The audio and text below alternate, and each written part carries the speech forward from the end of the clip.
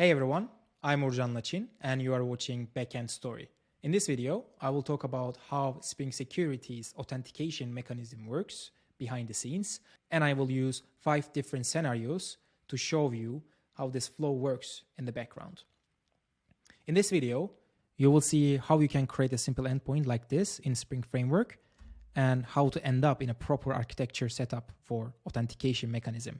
So I assume that you already have experience in Java tech stack and used Spring Security at least once before.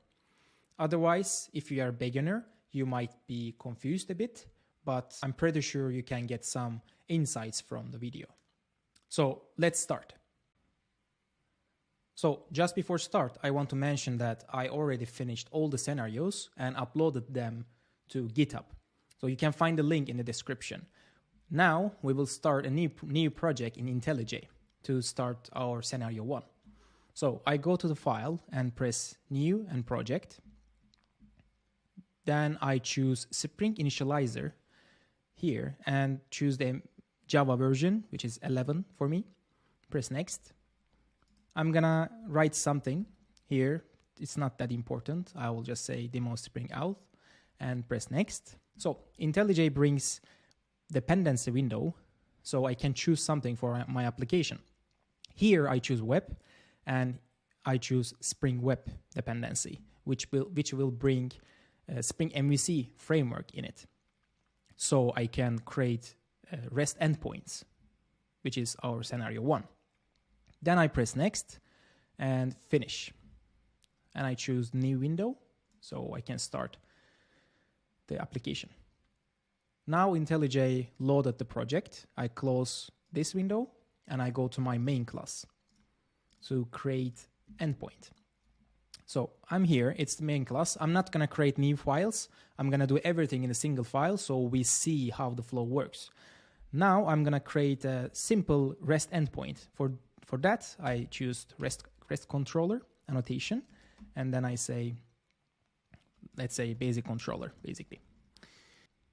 I am going to create an endpoint which will say hello world, and it will have get HTTP method. So for that purpose, I choose get mapping annotation, and I choose response entity as a return type, which will return string because we will say hello world, and I say hello here.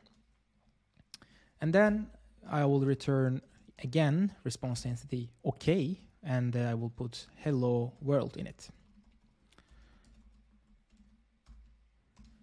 We forgot to give the path, so I will say hello here. So localhost 8080, which is the default port for Spring Framework, and then we will have hello in the URL, in the path, so we can hit this endpoint.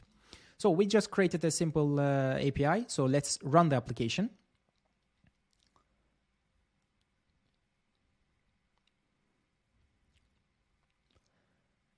Now application is up and running.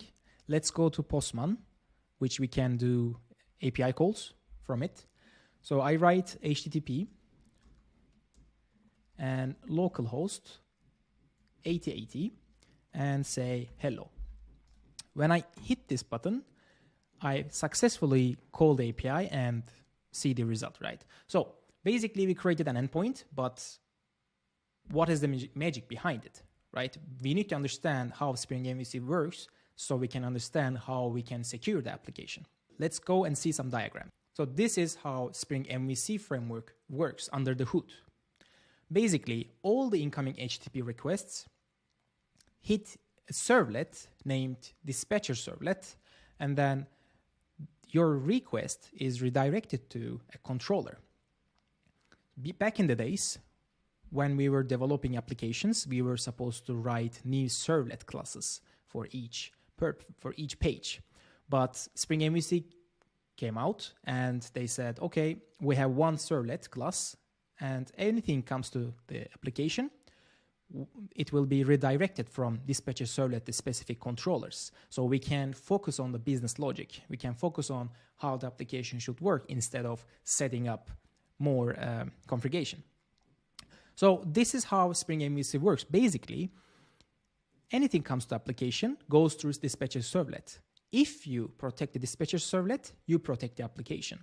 For that purpose, Spring Security comes in and says that, okay, I'm going to put something here before the dispatcher servlet. So HTTP requests should go through some kind of filter classes, some kind of security checking, then it can go to dispatcher servlet. Then it means that you secure your application. So this brings us to this diagram.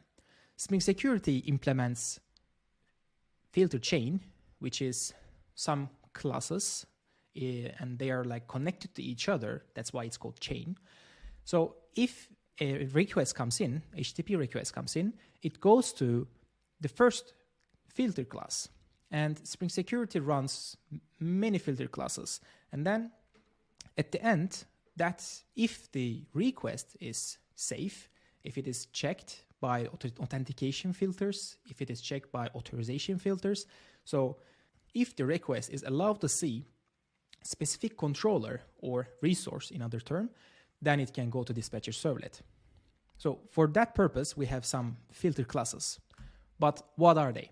So this diagram, what you see here is directly from Spring Security's official documentation. So this is the correct order, and Spring Security suggests to have this order. Of course, you can change the order somehow, but this is suggested way. This is because you can see that in the chain, there is authentication mechanisms, authentication filters. And you need to check if the user is authenticated or not before checking if user is allowed to see specific resource or controller, in other words. So here we check the authentication, and at the end of the chain, this is the last part, we have filter security interceptor, which means that the request will be checked for authorization. Of course, this brings us to the question, what is authentication and what is authorization? Authentication is who is the user, basically. So I have a username and password. I go to the website and I say, log me in. In this case, application checks that if this user exists with the given username and password, if this user exists in database, we say that, okay, we have this user with the correct credentials, so authenticate the user. So we know who is the user. Authorization is, okay, we have a user, but is that user allowed to see a specific page?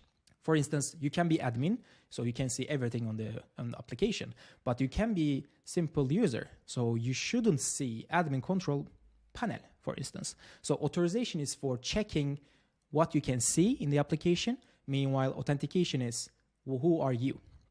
So this brings us to Spring Security's architecture, right? Okay, we have some concepts, what is implemented and how it is implemented.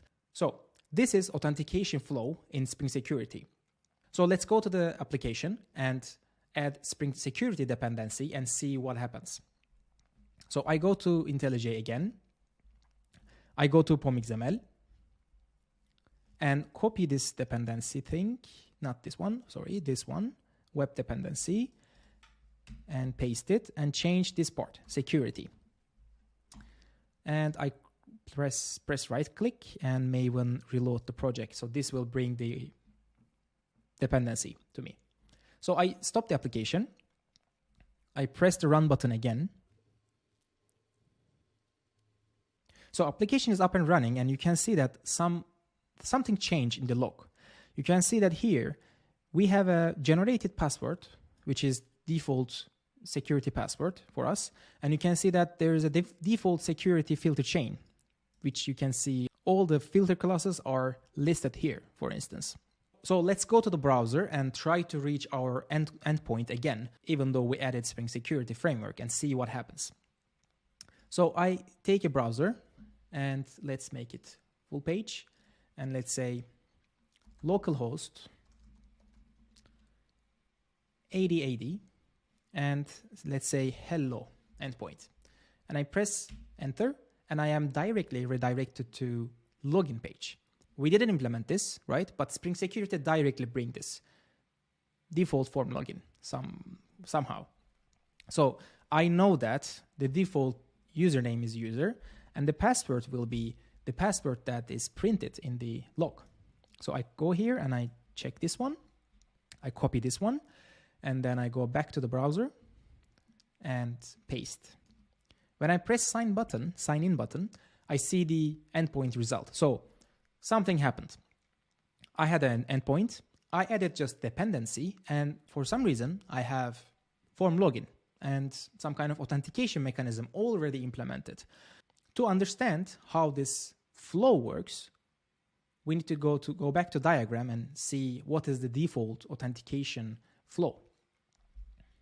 So I go back to diagram and I go to the next slide. So here, what you see is that this is default authentication flow in Spring Security. Any authentication request comes in to the application. So in this filter chain, the request somehow goes to authentication filter. There is one already implemented. And that filter takes username and password that we entered in the form login and then calls authentication manager. So this is another class in the Spring Security architecture. And then this manager goes and checks what kind of authentication provider it has. It can be JWT, it can be Google Cloud Authentication, it can be any kind of authentication. And it goes to one of the providers that is already here, that's already in the application, and then go and check the database or some kind of resource that user is stored. So this is how it works. And in the default flow, basically, we have a filter called username password authentication filter. This filter is supposed to get username and password from that form login and then call authentication manager and give, okay, this is the username and password. Check if this user exists or not. And then authentication manager goes to a provider, which is DAO authentication provider implemented by default. And then this provider goes and checks user details by calling in-memory user details manager, which is default setting as well. So let's see how this works by putting some debug points in the project and understand how it works behind the scenes. So I go back to the project, and then we know that the filter is username password authentication filter. So when I come into this filter, I see that there are already fields called like form username key, form password key, and there is a method called attempt authentication. And then it checks that, okay, if the request is post method, which is the form login, yes, it is post. And then it gathers username and password with some method. And then it gives this username and password to a class called username password authentication token. And then this token goes to authentication manager. So in the last line in the method, it calls authentication manager and then calls authenticate method with given username and password. So if we go back to the diagram, as you can see, the request come in, it hit this filter, and then it will come to the specific part and then get the username and password and then call authentication manager. So we know that it will call this, so we put debug point here. And then we know that it will call in memory user details manager. So user details has some kind of special method named load user by username. This is Spring Security magic again, so we just know that this is going to be called. So I put debug point here as well and then see how the flow works now. So I shut down the application, stop the application, and then I start the application again, and I will try to log in and see how things work. So I copy this password. I know that this is my generated password. I go back to browser and try to hit hello endpoint, and then it will redirect me to form login. I wrote user and paste the password. So when I click this button, we will hit attempt authentication method in the filter. So we are here. And we are here, so let's move on. And we gather username and password, as you can see here. I do step over and user and password here, and then we call authenticate method. I know that this is the last step in the flow, so I just press the continue. I resume the program, and it hits this method. So left corner, you can see that this method is called by DAO authentication provider. And this provider called by abstract user details authentication provider. And later in the flow, you can see that this is called by username password authentication filter. And it's, if you go down also, you can see it's called by filter chain. This is a bit like, this part is a bit complicated because this is like the source code in the framework. So what we need to understand is that filter is called somehow from the filter chain, and then this filter chain calls manager and then goes to provider and then goes to check if the user exists or not. And then when I resume the program, it will find the user. Let's go back to the here, back to the in-memory user details manager class and just press continue. So user is found already because it's in some kind of map data structure, in-memory data structure. So it finds and then it returns the user. So if we go back to browser, we will say hello, we'll see the hello world. So we understand how the MVC framework works. Like we have an endpoint and we see that what happens when we add Spring Security Framework. So we see two scenarios now. Let's go back to diagram and try to implement our scenario 3. So I go back to diagram and this is the default one. We already know that. Next one is our custom authentication filter. So in our scenario 3, we will use JVT token to create our custom authentication flow. And there will be basically two flows for this purpose.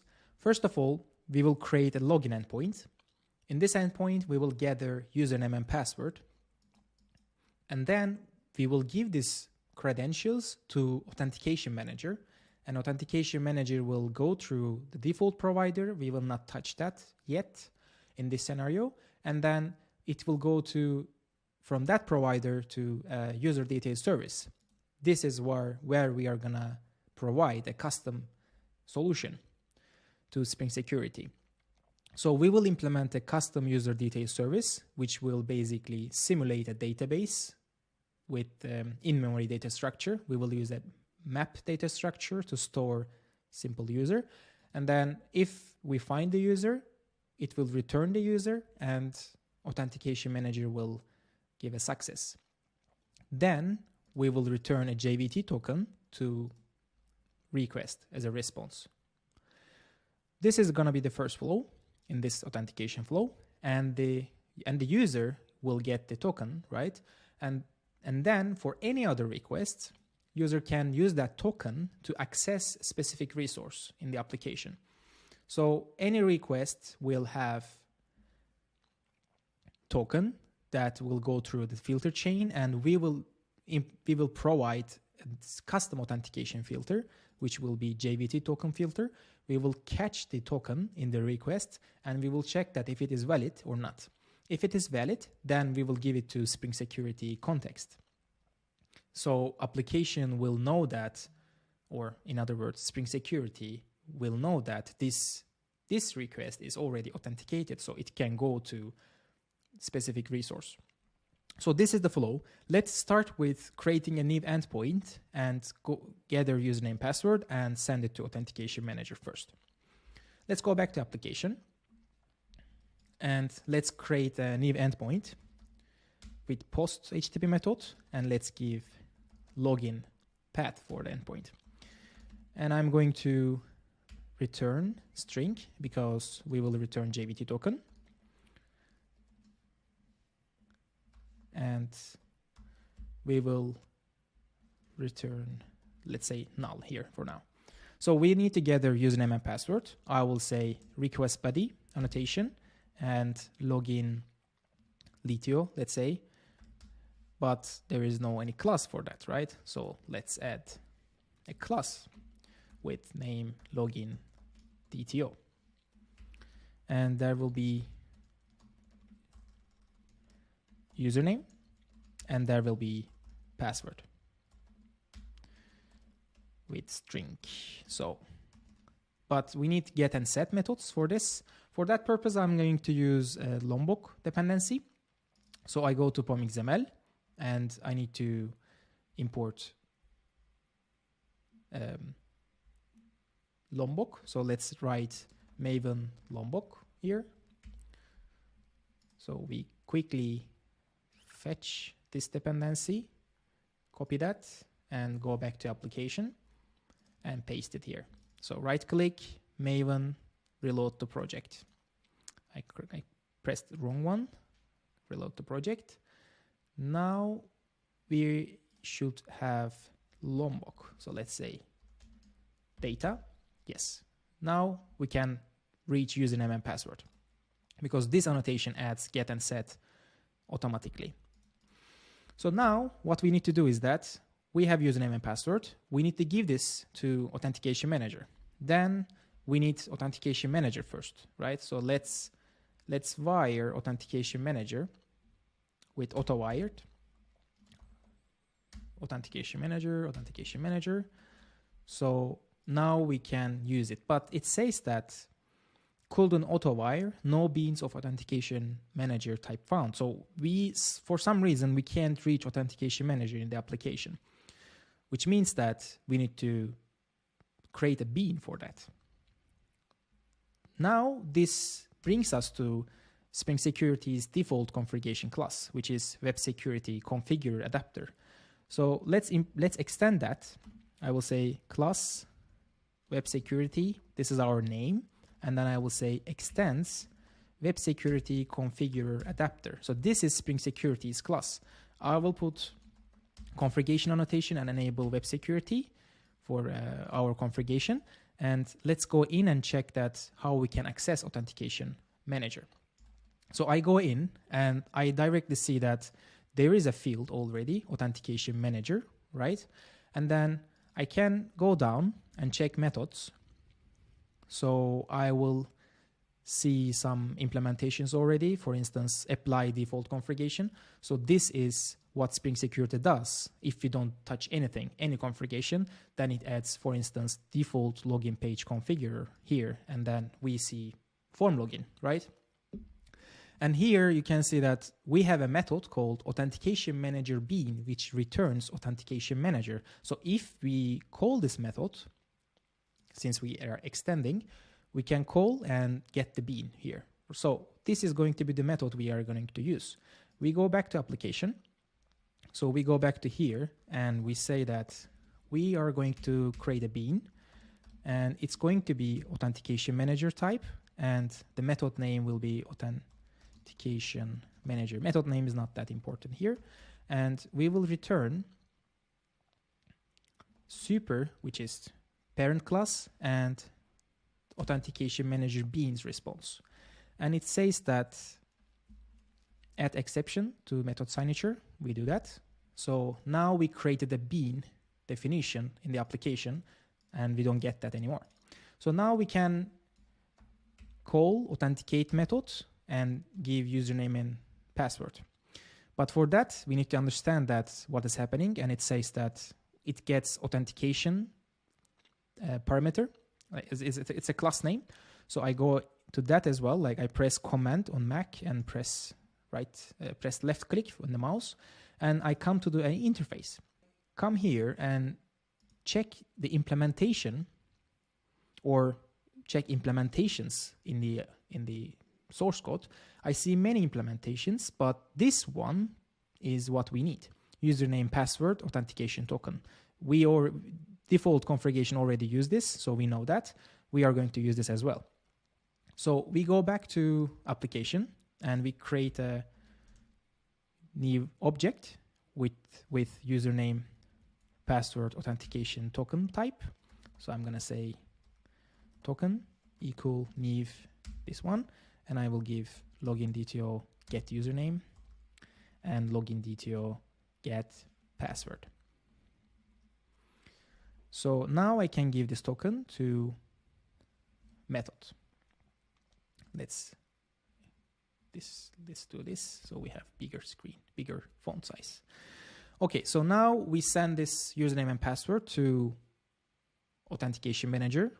We know that, and it will go and try to find the user. If it is successful, then it will return success. and we will not have any exception. If the user doesn't exist, then we will have some kind of exception, so we will not return any result. It will be access denied. But for that purpose, let's say everything is successful for now, we need to return JVT token, right? So for that purpose, I already have a class that I'm gonna copy into application, because that we don't want to focus JVT token implementation here in this video, otherwise it will go forever. So I will copy dependency as well, so we don't need to focus on this part.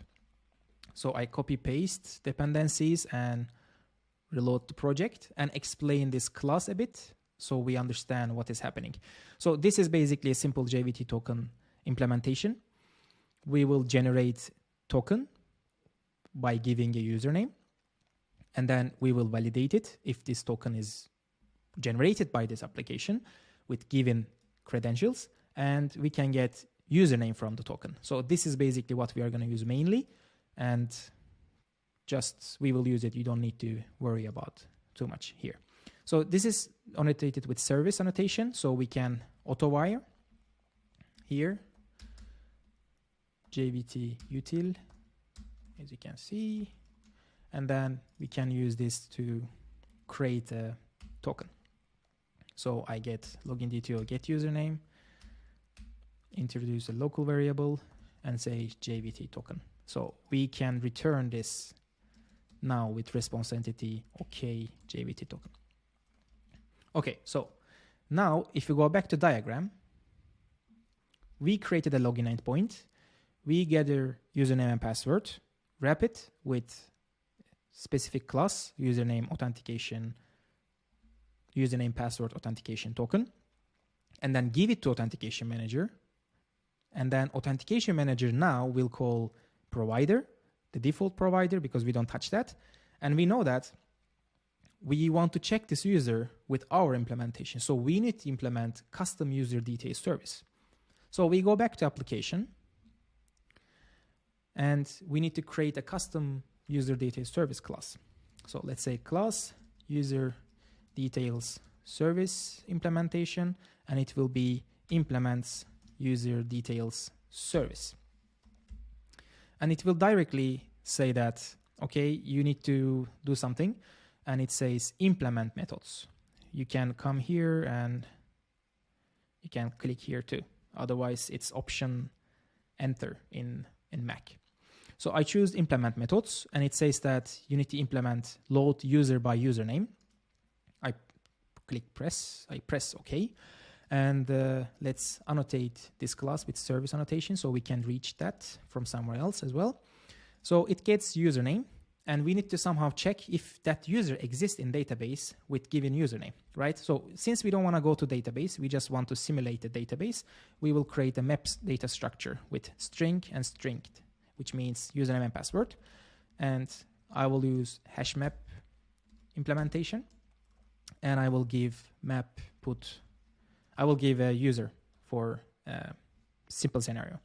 It will be Martin, and the password will be 123. So here we give a password, right? But Spring Security uses default password encoder. We should never store password like plain password in database. So we need to encode the password somehow. And for that reason, we need to define a bean, which will be, I define it in the main method, main class, so it is available from everywhere else. I will say bcrypt password encoder. This is recommended encoder class for our case. So I create a method for that, and I will return new bcrypt password encoder. So I can use this encoder class from anywhere else. So I go down here. I need to define that. I use auto-wired password encoder, let's say. And then I use this to encode 123, which is our password at the moment. Okay, so we have a user with encoded password now. Now what we need to do is that we need to check if this user exists in our database. For that, I use contains key method. So I check if this user already exists by this username in this data structure, which is our database. Then I will return new object with user details. For that purpose, I need to use some kind of implementation for user details. So if I press Command and left click, I go to interface and I choose here. I can see that there is a implementation class, which is user and under this package. So I'm going to use this one. I go back, I say user, it comes here directly. I choose it. So what are the parameters that we need to give? Press Command and left click again. So string granted authority. So I click this one, username, password, and authorities, which is what kind of authorization does this user have. We need to give that, but we will give just empty array list in this point because we don't want to go to like permission stuff. So go back and let's give username. This user exists. Yes, this is the username. And this is the encoded password because it will go and get the password by username. And then I'm going to give empty array list. So if it is successful, we will return the user. If not, then we will throw an exception. And it will be username not found exception. And we can give username as a message.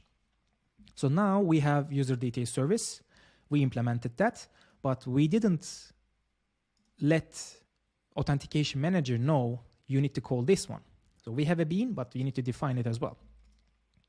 For that purpose, let's go to Web Security Configure Adapter and see how we can give that to Authentication Manager. So I press Command and left click again. I go here and I try to find Authentication Manager, something like how can I configure it? And here I see there is a configure method and Authentication Manager builder. So this is a builder design pattern, obviously. So I can use this one and let Authentication Manager knows my custom implementation. So let's copy this and override it in the extended class. So I copy here, I say override, and since I have this one here, I can say that your UserDetailsService object is my object. But to reach this one, I need to define class field here. So auto-wired UserDetailsService, and it says that, okay, I can't auto-wire, add me qualifier. I can't see the implementation, so I copy the name, paste it here, and in convention, it should be this, like the first letter shouldn't be capital. So now it sees that, okay, this is my implementation. I inject it here. So now I can give this to Authentication Manager. And also I should provide encoder, because when I send username and password here with this token, Authentication Manager will try to encode the password in the background. But we don't see that, right? So that's the magic part. So we need to let Authentication Manager also know the password encoder. So I paste the definition here as well, and I give this encoder to Authentication Manager as well here, as I do for UserDetailsService. So password encoder, and we are done. So now what we have done, what we did is created custom UserDetailsService. We let the user Spring Security knows which UserDetailsService it needs to use because it's custom now. You don't use the default one. And we created Spring Security Authentication Manager, and we use it in the login endpoint. So now, if we go back to our flow, endpoint, username, password, manager, provider, and custom user service. But now what we need to do is that everyone should access login endpoint, but our hello endpoint shouldn't be accessible if you are not authenticated. So let's go back to application and add pet security. So I go into Web Security Configure Adapter again. As you can see, this is just back and forth. Just go to the default settings and try to understand it and take it from there, build up on it. We come to the default configuration class. As you can see, it's just back and forth. We try to build up on the default configuration. So we go down and we try to find a method that takes HTTP security as a parameter, as you can see here. So I copy and I try to find a configure method for this. So I press enter, and here I already found it. As you can see, it says using default configure HTTP security and so on. So this is the class that I can overwrite and give a specific configuration for my case. So I copy that, go back, and overwrite this method. And then what I want to do is that I will disable CSRF protection first, because we are not using form login. We are using REST endpoint, which is, we don't need to do that. We don't need to have this. So I disable that one. And let's say I am going to I'm going to let everyone to access login endpoint. So authorize requests and end matchers, which is the path I will give, and login. And I will say permit all. So everyone will access this one. And any other request has to be authenticated. And finally, I can say, and I will give a session management, because it's a REST endpoint and it's supposed to be stateless. So session creation policy and stateless. This is basically, you can find it on the internet. I just know this because I wrote it many times, so I memorized it. So you don't need to worry that you don't know these settings. Okay, so now we have an application. Let's start the application and try to access this login endpoint, and then see that if it hits our custom user details service. So press the start button.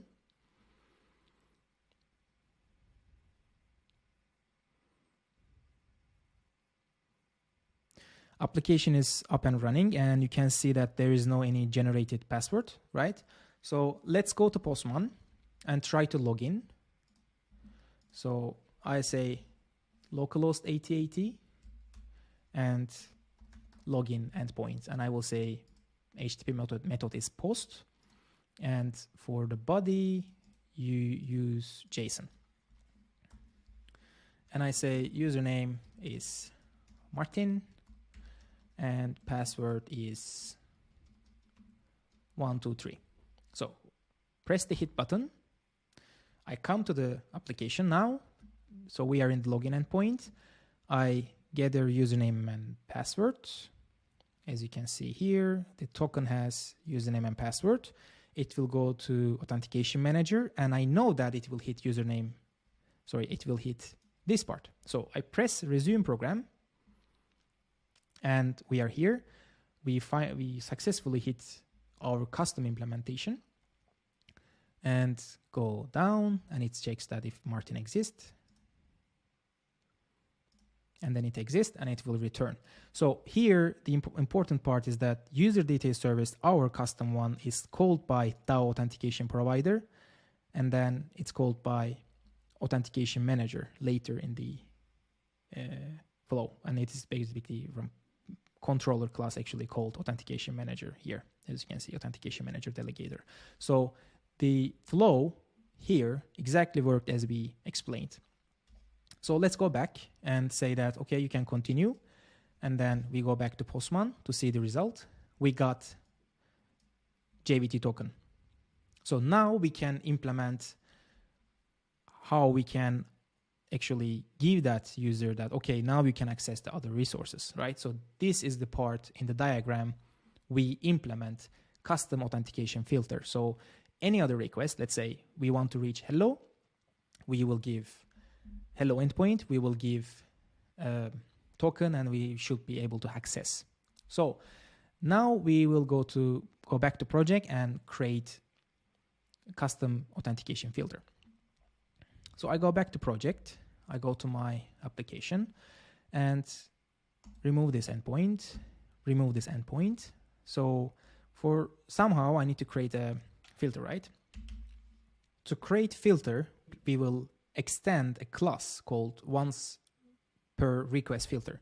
So I will create a class called JVT token filter, and it will extend once per request filter from Spring Security's framework. So for that, it will say that you need to implement something, and I will implement that. It's going to be do filter internal, and I will give service annotation as well. So here you can see that this filter will be in filter chain. So it gets parameters called request, response, and filter chain itself. I will get authorization header from the request, because JVT implementation says that you will have authorization header, and it will have value with bearer space, and there will be token here. So this is the structure we need to follow. For that purpose, let's say we have a request, right? I say get header, and I need to get authorization header. And I will say that this is my authorization, let's say, header. Okay, now I need to check that this header shouldn't be null, right? Like I should have it. If I want to authenticate the user, I should ensure that this header is not null. So if it is null, or if this is empty, or this starts with beer. Yeah, if it doesn't start with beer, because I know that it shouldn't be null, right? Because it should have bearer space token, and I should ensure that this starts with bearer as well, because that's the convention, that's the implementation. If so, what I do that filter chain do filter, I give request and response, and I say okay, return. So what this means that if authorization there is null or empty, or it doesn't start with bearer, then continue to do your filter chain and return this method. So don't do anything else. So let's continue. So let's say that we have an authorization token. It's inside. We know that. Now we need to get the second part, right? Well, because we have this value, but we need the token. So let's go here and say token, authorization header, we get it, and we say split by space and give me the second part. So how do we get that? We just say this one, and let's say just trim, like remove spaces around it. And we can say that, okay, this is my token now. What we did is basically, if I take this here, split by space. So what we have here, split by space, and take the second one, so 0 and 1. So I get the second one. So I have the token now. So what I need to do is now, if token is valid or not, right? So to do that, I need to have JVT util. So that's how auto wired, and I say JVT util, and I use this one to validate token. So if it is not validated, then we do the same thing as we did before. Just continue, because it's not valid. So if we know that token is given the correct structure and the token is already validated, then it is time to say Spring Security context that this user is safe. You can authenticate this user. For that purpose, let's gather the username from token. So I will do JVT util get username from token. So we get the user. So we have the username. Now, this is the memorization part, basically, or you can copy and paste from somewhere else. We should create a username password authentication token again. And let's say out token and username password authentication token again. Now we have an important part, because we use this here. in the login part, right? We use this already, but we gave username and password. But here, to give this Spring Security to tell Spring Security that you can authenticate this user, we use the same thing. There should be some kind of difference. So I go inside again, and I see two constructors. One of them is the one that we used, username and password, which takes as a principals and credentials, username and password, and then it sets authenticated field false. So this is where we used this is what we used in login endpoint because user wasn't authenticated yet. But now we will use the second one, which will be principal, credentials, and authorities field. So which means that it sets authentication true. This is what we need to use now. So the Spring Security context will know that this is authenticated user. So we go back and we say that this is your username. I'm not going to give your password. And I'm not going to give your authorization features for now. So now I can give this to Spring Security context. So to do that, I should do set details, new web security details source dot build details and request. So this part is basically, you can just copy and paste, continue, but this is the important part. Spring Security context holder, get context, set authentication, and you give this. Now we have the authentication in security context. So to do that, and after that we say that, okay, continue to do your filter in the filter chain. So now we have the filter. If hello endpoint will get call, we will go through this flow, right? And to do that, we need to somehow tell Spring Security that use this filter in your filter flow. So here, what we do is that HTTP dot add filter before. So I need to give my filter and then before filter, but I need to define my filter first. So I come here, I say auto-wired JVT token filter, JVT token filter. So I auto-wired now, so I have the object here. So I say that add this filter before username password authentication filter. Actually, it's not here. Let's write it. Username password authentication filter. So why did I do that? Why did I add this filter before this filter? If we go back to diagrams and go back to filter chain order, this is what Spring Security suggests in the official documentation. You should respect the order in the filter chain. So this is why we add this authentication filter just before the authentication filter defined in the filter chain. So if we do it somewhere else, then we might affect the flow badly. That's why we add it before this filter. So let's go back to application. Now we have the filter defined, and we can try to stop the application and run the application again and try to get the JVT token through this. We know that this works now, and then try to access this one. I pressed run button.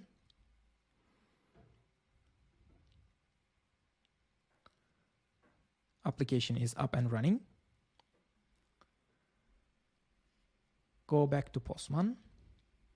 So hit this button again.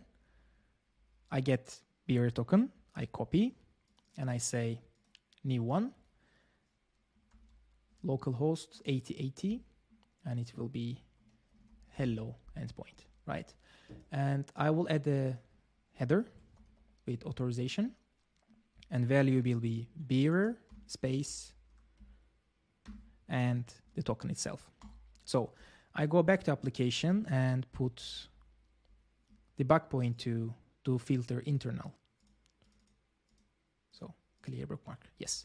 So I expect to hit this method now because I said that, okay, come here and try to authenticate the user through this filter. It's in the filter chain now because I added here. So I go back to Postman, press the button. Now we are here, And I go and then I get authorization header. As you can see here, it's a correct format. I go down, it checks that, give me the token, it fetch the token, check the validate part, and somehow we get, I think, error. JVT is expired because it's slow, right? We were slow to do that. So stop the application here. I will go to JVT util and increase this time with, let's say, 1000. So start again. So the token got expired because of the short time, but we are doing a tutorial, so it should be a bit longer. It should stay longer. So get the token again. So we hit this part again. Actually, it's good that we made a mistake. So it hits this part again. The filter tries to find the token again, but login endpoint here in the Postman, we don't provide that, right? We don't provide that. So it will just skip. You can see that here. You see, and it goes away. So if we go back to Postman now, we are supposed to get it, but yeah, because of that, I press this one. Now we should get the token. Yes. So I copy the token, go back here and change here, give the new token. So now I need to hit. I press the button. Now I hit here and I go down, validate. It is validated now. It passed that part. Now I will authenticate the user, and Spring Security will know that, okay, this user is authenticated. Go down, it's running, and then press this button. So if I go back to Postman, I see hello world. But normally you can't access this one. If we remove this one now, remove the header, press, it will come here. I just continue because I know that it's not gonna work. And then I get 403 forbidden response. So this was our scenario 3. If you go back to diagram, we created endpoint flow, as we said, and we created custom authentication filter and added to filter chain before the authentication mechanism filters, right? And then if it is successful, we give it to Spring Security context. So specific endpoints, like protected endpoints, are accessible for that request because they are authenticated. So this brings us to scenario 4. In scenario 4, we will also implement custom authentication provider. Everything is same. So if you go back and forth, you can see that the only change in diagrams is custom authentication provider. So now we will implement custom authentication provider and give it to authentication manager. So application knows that this is the flow, this is the provider that I need to go through. For that purpose, let's go back to project. I write class JVT authentication provider. This is going to be our custom authentication provider, and I will implement authentication provider interface. And it will tell me that you need to implement methods. And I just say, okay. And it says that authenticate method, which basically will do the authentication process, and also supports method. So here it's actually really important that we will support, if you go back to login endpoint, we will support this type of token, right? This type of authentication implementation. So we will copy this, go back. So we will say that if coming object is type of this class, then I support it. So our provider supports this kind of class. But if you support something else, if you have another class, then you need to implement that according to this flow. So now we can implement our authentication method. So it gets authentication object here. And it is basically called by authentication manager here. It's the same process. Like we give authentication token, username and password in it, and then we pass it to authentication manager, and authentication manager actually will call our provider. So we have username and password here. So if we go and get principal, it will be username. But of course, we need to do string casting. So I copy this and give it here, value of, and I will make string here. Same way, I need to get password as well. So I say password here, and it will be not principal, but get credentials will be the password.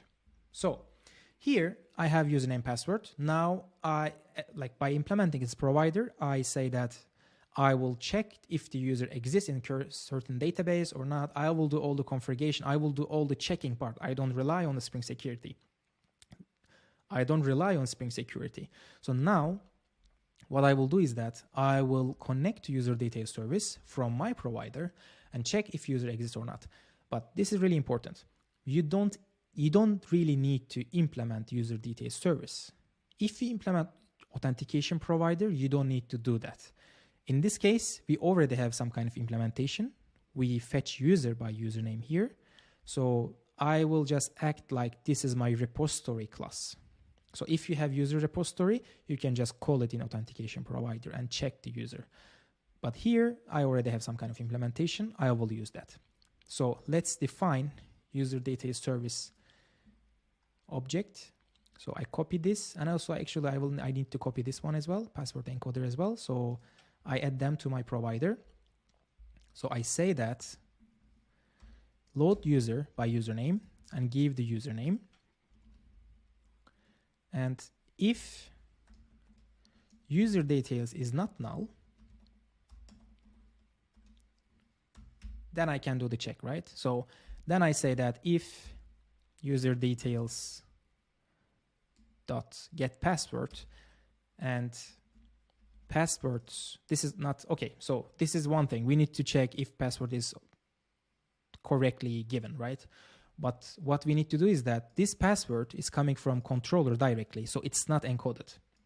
But this password is coming from database, right? And it is encoded. So somehow we need to check this version's encoded and this encoded password. They are kind of matching. So for that purpose, we will use password encoder.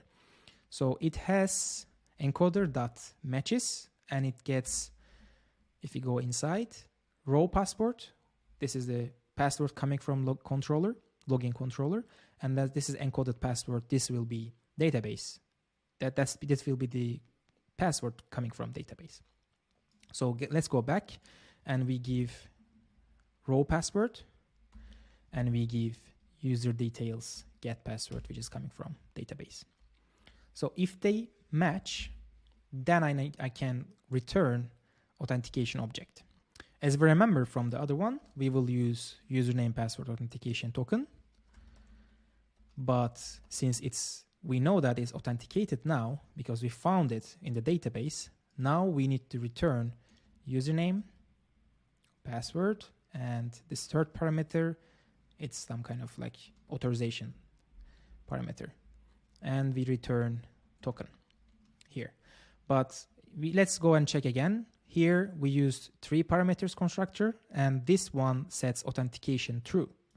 So we already matched the password. Okay, this is correct. The user exists here in database and password matches with given one. So create authentication true password, authenticated true object, and give it to authentication manager. So we don't have any exception. Otherwise, we need to throw an exception. So let's say throw niv bad credentials exception. We can just say error maybe. Okay, so we created the authentication provider. We use our user repository or some kind of service that reaches the user, and we check if the user is correctly set or not. But we need to give this to authentication manager, of course. So I go back and I remove UserDetailsService and password encoder here because I don't rely on authentication manager anymore. I rely on my own authentication provider. So I will share my authentication provider. To do that, I need to add my authentication provider as well. So, sorry, it should be JVT authentication provider. And then it says that auto wiring for being class. Oh, sorry, it's not service, that's why. Now I will have that, and I give this to here. And now I know that. Do I use this one anymore here in this class? No, I don't use it. I don't use encoder as well, so I remove them. So I totally rely on authentication provider. Now stop the application, put a debug point here, and start the application again. So then we can see the flow. I will try to log in again. Press the button.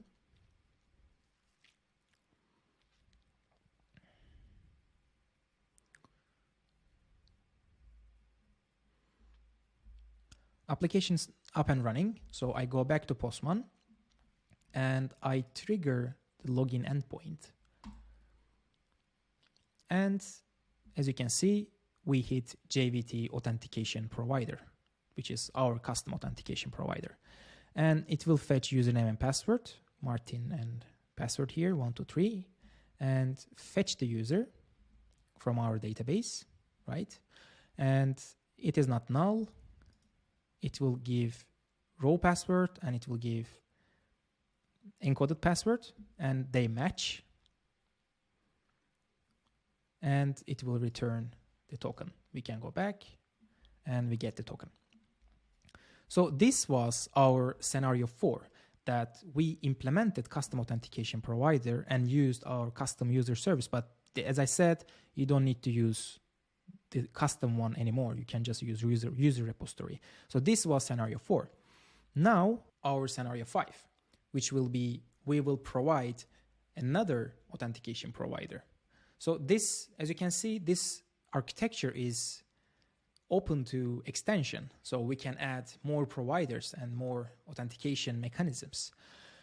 In this case, we will mock Google Cloud API, and we will say that, okay, if user doesn't exist in our database, check Google Cloud database as well. And if it exists there, then return authentication token, like JVT token. This kind of scenario is quite real world scenario actually. You can work in a company or in a project, and then in the beginning, of course, you will have your database. But later on, when you have integration with another company or another project, then you might need to go and check other external providers' database and validate that that user exists there with given credentials. So let's try to add the scenario 5 in this case and see how we can implement that. Let's go back to project. And here we know that it will hit here, yes. So let's copy our current custom authentication provider. And let's change the name Google Cloud. It's just, I'm just using for example. So let's remove our user details service because we are not gonna check that. And let's remove this one as well. We are not gonna check password encoding. So we gather stuff here. Let's do this. So here we will maybe get user from Google Cloud, get user from Google Cloud database. And for that, we need to implement, let's say, private user. It will be Spring Securities user, and it will get user from Google Cloud, and it will get username, password with string type, of course. So what we will do is we will create map again. Actually, I can just go and copy from UserDetailsService, right? Here we have our custom implementation. Let's copy these lines. Sorry, go down, paste it here, and remove the encoder, because let's say that we are not going to check encoding because we rely on the external provider. So let's say if map contains key, I will say username and map dot get username is equal to password. Or let's do this way. equals password. If so, I will return new user object with username, password, and empty array list as we did before. Otherwise, I'm going to return null. So here I give username, password, and I assign it to a variable. So here I check that if this user is not null, it means that I have that user in database, right? So what I will do is basically I will return the same way I did here. So I just copy. So this is another provider. I give that. Otherwise, I throw an error. And just here, I will change the name to something else, right? So I will just write maybe my surname, which is Lachin or Lacin in English. So here I defined another provider, custom provider, and I checked in some kind of imaginary external API. And if it exists there, I return an object. Otherwise, I return null. And if it is null, it will be bad credentials exception. So now I have this object. So sorry, I have this class, this definition. Now I can tell authentication provider, tell authentication manager that you have one more authentication provider. For that, I need to auto-wire here. I say Google Cloud Authentication Provider. And I give this to Authentication Manager. So you can see that here, first it will go to JVT Authentication Provider, and then it will try Google Authentication Provider, because we give this authentication providers in this order. So I press start button again.